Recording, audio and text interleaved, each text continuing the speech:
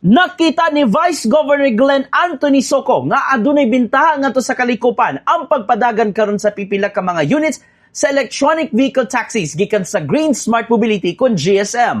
Mato di Soco nga naguna ang ubang mga nasod sa pagpaymo sa green technology ilabi na sa transportasyon. Subay kini sa gitinguha karon sa gobyerno nga dili na mosamot ang nasinating polusyon sa dalan gumikan sa kadaghan sa mga sakyanang nagdagan.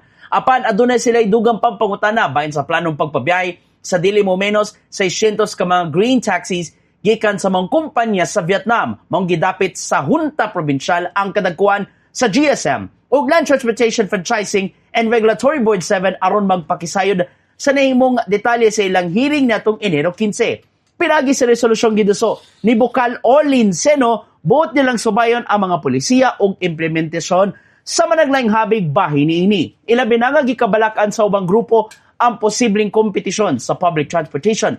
Gumikan sa bag-ong matag sa sakyanan o gilawman ang posibleng epekto nini sa dagan sa trapiko. Daan ang gitataw sa LTFRB 7 nga nagdagan ubos sa temporary permit ang inihapla nga units sa green EV taxis.